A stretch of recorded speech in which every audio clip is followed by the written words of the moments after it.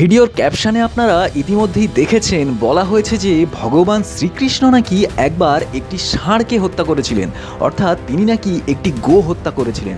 কিন্তু তিনি কি সত্যি একটি গোকে হত্যা করেছিলেন, অর্থাৎ একটি ষাঁড়কে হত্যা করেছিলেন, নাকি তা ছিল অন্য কিছু? তবে হ্যাঁ, আপনি কি জানেন ভগবান শ্রীকৃষ্ণেরও একবার একটি গো হত্যার পাপ লেগেছিল এবং তাকে সেই পাপ দেখিয়ে দিয়েছিলেন স্বয়ং তার প্রাণাধিক প্রিয় শ্রীমতী রাধারানী এবং তার সখীগণ। কিন্তু এই গো হত্যার সাথে বৃন্দাবনের এই ভীষণই পবিত্র স্থান শ্যামকুণ্ড এবং রাধাকুণ্ড সৃষ্টির সম্পর্কই বাকি। আজ এই ভিডিওতে আপনারা জানতে পারবেন বৃন্দাবনের অতি পবিত্র এই স্থান শ্যামকুণ্ড এবং রাধাকুণ্ড সৃষ্টির অতি প্রাচীন এক দুর্লভ কাহিনী। চলুন তাহলে শ্রী রাধারানীর নাম নিয়ে শুরু থেকেই শুরু করা যাক।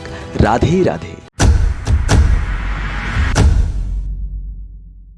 বৃন্দাবনের রাধাকুণ্ড, যে রাধাকুণ্ডকে শ্রীমতী রাধারানীর হৃদয়ের সাথে এক এবং অভিন্ন মনে করা হয়, আর তার কারণ হলো এই রাধাকুণ্ড তৈরি হয়েছিল স্বয়ং শ্রী রাধারানীর স্পর্শে।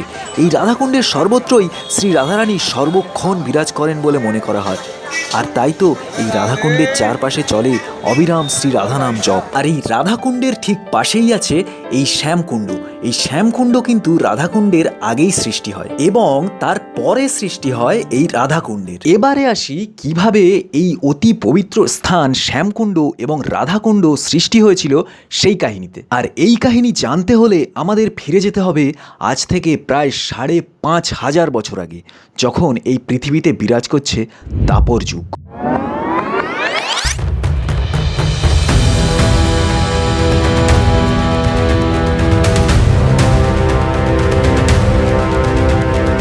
ভগবান শ্রীকৃষ্ণের জন্মের পর থেকেই মহারাজ কংস তাকে হত্যা করার জন্যে একের পর এক অসুর পাঠাচ্ছেন, আর ছোট্ট কৃষ্ণ সমস্ত অসুরকে একের পর এক নিধনও করে চলেছেন। ঠিক এমনই একদিন মহারাজ কংস শ্রীকৃষ্ণকে বধ করার জন্য পাঠালেন এক অসুরকে, যার নাম বরিষ্ঠাসুর। কিন্তু কে ছিলেন এই বরিষ্ঠাসুর? পুরাণ অনুযায়ী বৃহস্পতির শিষ্য বরতন্তু একদিন গুরুদেবকে অগ্রাহ্য করে পায়ের ওপর পা তুলে বসেছিলেন। তা দেখে গুরুদেব ভীষণই ক্রুদ্ধ হলেন এবং বললেন, মনুষ্য হয়ে তুমি বিষপের মতো আচরণ করো, তোমার বিষপ হওয়া উচিত। এই বরতন্তুই হলেন বরিষ্ঠাসুর, যিনি পরবর্তীকালে মহারাজ কংসের আদেশে ভগবান শ্রীকৃষ্ণের সাথে যুদ্ধ করতে আসেন। কিন্তু তার গুরুদেবের অভিশাপের ফলে তার রূপ হয় বিষপের, অর্থাৎ একটি ষাঁড়ের। আর এই ষণ্ড রূপেই বরিষ্ঠাসুর যুদ্ধ করেন ভগবান শ্রীকৃষ্ণের সাথে। এরপর বরিষ্ঠাসুরকে ভগবান শ্রীকৃষ্ণ যখন একদম ধরাশায়ী করে ফেলেন এবং তাকে হত্যা করার জন্য উদ্যত হন, তখন তিনি নিজ রূপ ধারণ করেন। এদিকে এই ঘটনা জানতে পেরে স্বয়ং রাধারানী এবং তার সখীগণ একত্র হয়ে শ্রীকৃষ্ণের উপর ভীষণই ক্ষুণ্ণ হন, কারণ সে একটি গোপালক হয়ে একটি গরুকে হত্যা করেছে এবং তারা শ্রীকৃষ্ণের উপর গোহত্যার দোষও আরোপ করে। তারা এও বলে যে যতক্ষণ না সে এই পাপ থেকে মুক্ত হচ্ছে ততক্ষণ সে তাদের স্পর্শযোগ্য হবে না, অর্থাৎ তারা শ্রীকৃষ্ণের সংস্পর্শেই যাবে না। একথা শুনে ভগবান শ্রীকৃষ্ণ বারবার তাদেরকে বোঝাতে থাকেন যে সে তো হত্যা করেছে আসলে একজন অসুরকে, যে কিনা তাদেরকেই হত্যা করতে এসেছিল, তাহলে কেন তার এই পাপ? কিন্তু রাধারানী এবং তার সখীগণ তা মানতেই চান না। তারা বলতে থাকেন, যতই সে একজন অসুরকে হত্যা করে থাকুক না কেন, রূপে সে ছিল একটি বিষপ, অর্থাৎ একটি ষাঁড়, আর তাই গোহত্যার ভীষণই বড় পাপ তার হয়েছে। আর ঠিক এইভাবেই ভগবান শ্রীকৃষ্ণের একবার গোহত্যার মহা পাপ লাগে। কিন্তু এই পাপ থেকে মুক্তির উপায় কি?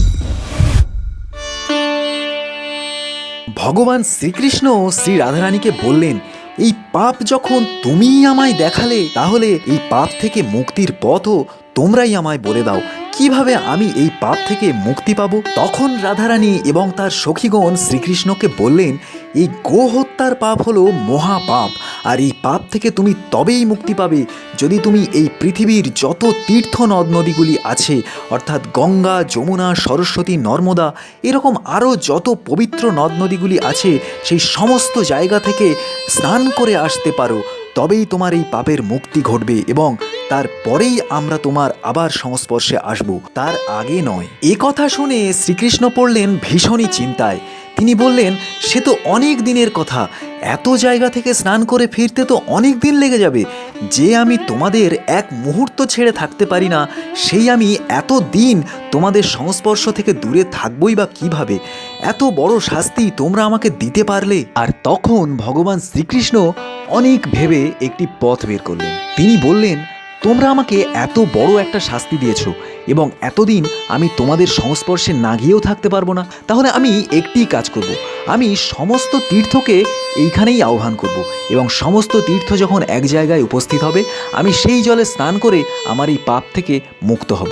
আর ঠিক তখনই ভগবান শ্রীকৃষ্ণ নিজের বাঁ পায়ের গোড়ালি দিয়ে ভূমিতে এক বিশাল আঘাত করলেন এবং সাথে সাথে সেখানে সৃষ্টি হলো একটি বিশাল কুণ্ডের। আর সেই কুণ্ড সৃষ্টি হওয়ার সাথে সাথেই একে একে গঙ্গা, যমুনা, সরস্বতী সহ আরও যত পবিত্র তীর্থ নদ নদীগুলি ছিল একত্রে সবাই নিজ রূপ ধরে সেই কুণ্ডে এসে প্রবেশ করে জল স্বরূপ ধারণ করতে থাকেন এবং সেই পবিত্র জলে সেই কুণ্ডটি ভরে ওঠে। আর তখন শ্রীকৃষ্ণ রাধারানী এবং তার সমস্ত সখীদের সামনে সেই কুণ্ডে মহানন্দে স্নান করে সমস্ত পাপ থেকে পুণ্য লাভ করেন। আর সেই সময় থেকে সৃষ্টি হয় এই শ্যামকুণ্ডের এবং এই শ্যামকুণ্ডকে তাই শ্রী শ্যামসুন্দরের থেকে এক এবং অভিন্ন মনে করা হয়। এরপর শ্যামকুণ্ড যখন সৃষ্টি হলো এবং ভগবান শ্রীকৃষ্ণ যখন সেই শ্যামকুণ্ডের জলে স্নান করে একদমই শুদ্ধ হয়ে গেলেন, তখন তিনি সেই কথা বারবার শ্রী রাধারানী এবং তার সখীদেরকে শুনিয়ে শুনিয়ে বলতে থাকলেন যে সে এখন তাদের থেকে আরও অনেক বেশি শুদ্ধ এবং সে অনেক পুণ্যের একটি কাজ করেছে, এখন তার আর কোনো পাপ নেই। বারবার এই কথা শুনতে শুনতে শ্রী রাধারানী এবং তার সখীগণ ভাবলেন, এ তো এক ভীষণই সমস্যায় পড়া গেল। একটি পুণ্য করে কৃষ্ণ তাদেরকে বারবার সেই কথা শুনিয়েই চলেছে। তখন তারা ভাবলেন তারাও আর থেমে থাকবে না। কৃষ্ণ একা যদি একটি কুণ্ড তৈরি করতে পারে, তারা এতজন সখী আছে, চাইলে তারাও সবাই মিলে একটি কুণ্ড তৈরি করতেই পারে। আর তখন তারা ঠিক করলো এই শ্যামকুণ্ডের পশ্চিমে, শ্যামকুণ্ডের ঠিক পাশেই তারাও একটি কুণ্ড তৈরি করবে। যেমন ভাবা তেমনই কাজ। শ্যামকুণ্ডের ঠিক পাশেই তারা তৈরি করলো আরও একটি কুণ্ড, যে কুণ্ডটি শ্যামকুণ্ডর থেকে আরও অনেক সুন্দরও হলো। অতঃপর কুণ্ড তো তৈরি হলো, কিন্তু মুশকিল তো বাঁধলো তারপরেই। শুধু কুণ্ড তৈরি হলে তো তাতে আর স্নান করা যায় না, তার জন্যে তো তাতে জলের প্রয়োজন। তখন রাধারানী এবং তার সখীরা পড়লেন ভীষণই চিন্তায়। জল কোথা থেকে আসবে? তাদের এমন চিন্তিত দেখে শ্রীকৃষ্ণ বললেন, পাশেই আমার কুণ্ড আছে, তোমরা সেখান থেকেই জল ধার নিতে পারো। কিন্তু এই প্রস্তাব শুনে শ্রী রাধারানী এবং তার সখীগণ কোনোভাবেই সেই জল নিতে রাজি হলেন না। তারা বলল, তোমার ওই জলে তুমি তোমার গোহত্যার মহা পাপ শরীর নিয়ে স্নান করেছিলে, ওই পাপ ধৌত জল আমরা আমাদের কুণ্ডে কখনোই নেব না। অতঃপর অনেক ভেবে তারা এই স্থির করলো যে এখান থেকে কিছু দূরে আছে মানসী গঙ্গা, আমরা এতজন সখী সবাই মিলে সেই মানসী গঙ্গা থেকেই কলসিতে করে জল নিয়ে এসে আমাদের এই কুণ্ড ভর্তি করব। কিন্তু কৃষ্ণের ওই কুণ্ডের জল আমরা নেব না। এখানে আপনারা যারা বৃন্দাবন গিয়েছেন বা যাবেন, আপনাদের বলে রাখি, রাধাকুণ্ড থেকে প্রায় 5 কিলোমিটার দূরে অবস্থিত মানসী গঙ্গা, যা আপনারা গিরিগোবর্ধনের 21 কিলোমিটার পরিক্রমা করার সময় দর্শন করতে পারবেন। তো রাধাকুণ্ড থেকে কলসি কাঁকে করে সেই মানসী গঙ্গা থেকে 5 কিলোমিটার দূর থেকে জল এনে একটি বিশাল কুণ্ড ভর্তি করা কতটা কষ্ট এবং সময় সাপেক্ষ তা আপনারা আন্দাজ করতেই পাচ্ছেন। তো এমন যখন শ্রীকৃষ্ণ, শ্রী রাধারানী এবং তার সখীরা আলোচনা করছেন, সমস্ত তীর্থ নদীগুলি সবটাই শুনছিলেন। শ্রী রাধারানী এবং তার সখীদের এমন পরিকল্পনার কথা শুনে সমস্ত তীর্থগণ জোড়ো হস্তে শ্রী রাধারানীর কাছে এই বলে প্রার্থনা করতে থাকলেন যে, হে রাধারানী, আপনার কুণ্ডে আমরা সর্বদা বিরাজ করতে চাই, আপনি আমাদের কৃপা করুন। আর তখন শ্রী রাধারানী সমস্ত তীর্থদের এই প্রার্থনা শুনে তাদের কথায় রাজি হলেন। আর এই রাজি হওয়ার সাথে সাথেই শ্যামকুণ্ড থেকে জল সবকিছু ভেদ করে রাধাকুণ্ডে পতিত হলো এবং এই রাধাকুণ্ড জলে পরিপূর্ণ হয়ে উঠল। যে স্থানটিকে এখন আপনারা দেখছেন, এই হলো সেই স্থান।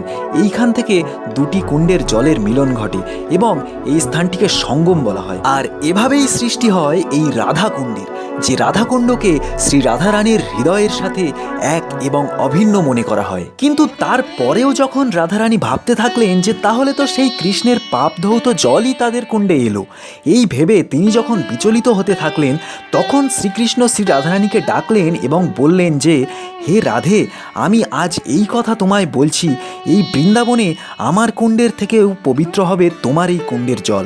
আর এই বৃন্দাবনে যত ভক্তগণ আসবে, যত মানুষ আসবে, আমার কুণ্ডে তারা স্নান করুক বা না করুক, তোমার কুণ্ডে তারা অবশ্যই স্নান করবে। আমার কুণ্ডের থেকেও তোমার কুণ্ডের নামই ছড়িয়ে পড়বে সর্বত্র। আর সেই দৃশ্য আপনারা বৃন্দাবনে গেলে সচক্ষেই দর্শন করতে পারবেন। এরপর ভগবান শ্রীকৃষ্ণের এই অরিষ্টাসুরকে বধ করার পর থেকেই এই গ্রামের নাম হয় আরিষ্ট গ্রাম। কিন্তু সেই দাপর যুগ থেকে কলিযুগের আজ প্রায় ৫,৫০০ বছর পরেও এই রাধাকুণ্ড এবং শ্যামকুণ্ড কি এমনভাবেই অক্ষয় এবং মুক্ত অবস্থাতেই ছিল? না, ধীরে ধীরে যুগ পরিবর্তনের সাথে সাথে কালের নিয়মে এই রাধাকুণ্ড এবং শ্যামকুণ্ড প্রায় হারিয়েই যায়। অতঃপর ১৫১৫ খ্রিস্টাব্দে এই কলিযুগের অবতার শ্রীচৈতন্য মহাপ্রভু শ্রী বৃন্দাবন ধাম দর্শন করতে আসেন। গোবর্ধন পরিক্রমা শেষ করে তিনি পৌঁছন সেই আরিষ্ট গ্রামে, যেখানে দাপর যুগে ভগবান শ্রীকৃষ্ণ আরিষ্টাসুরকে বধ করেছিলেন। পুরাণে লেখা ছিল সেই দাপর যুগে সৃষ্টি হওয়া রাধাকুণ্ড এবং শ্যামকুণ্ডের কথা। আরিষ্ট গ্রামে পৌঁছে মহাপ্রভু এক তমাল বৃক্ষের তলায় বসে পূর্বযুগের লীলা স্মরণ করতে থাকেন। আর তখন তিনি দেখতে পান দুটি জলাভূমির মধ্যে দুটি ধানক্ষেত, এবং মহাপ্রভু পুনরায় প্রকট করলেন রাধাকুণ্ডের এবং শ্যামকুণ্ডের। এই রাধাকুণ্ড এবং শ্যামকুণ্ড হল স্বয়ং শ্রী রাধারানী এবং শ্যামসুন্দর শ্রীকৃষ্ণ। রাধাকুণ্ডে এবং শ্যামকুণ্ডে স্নান করলে স্বয়ং শ্রী রাধারানী এবং শ্রী শ্যামসুন্দর কৃষ্ণের কৃপা লাভ হয়। গ্রন্থে বলা হয়েছে যে বৃন্দাবনের থেকেও পবিত্র স্থান হল গিরিরাজ গোবর্ধন পর্বত, আর সেই গিরিরাজ গোবর্ধন পর্বতের থেকেও শ্রেষ্ঠ স্থান হল এই রাধাকুণ্ড এবং শ্যামকুণ্ড। তাই আপনারা যখনই বৃন্দাবন ধাম যাবেন, আপনারা অবশ্যই শুদ্ধ আচার এবং শুদ্ধ বস্ত্রে এই রাধাকুণ্ড এবং শ্যামকুণ্ডে অবশ্যই স্নান করবেন। এই ছিল আজকের ভিডিওটি কেমন লাগলো অবশ্যই কমেন্টে জানাবেন। ভালো লাগলে এমন ভিডিও আরও দেখতে চ্যানেলটি সাবস্ক্রাইব করে রাখবেন, আর বেল আইকনটি প্রেস করতে অবশ্যই ভুলবেন না। দেখা হচ্ছে পরের আরও একটি নতুন ভিডিওতে। সবাই ভালো থাকবেন, সুস্থ থাকবেন। রাধে রাধে।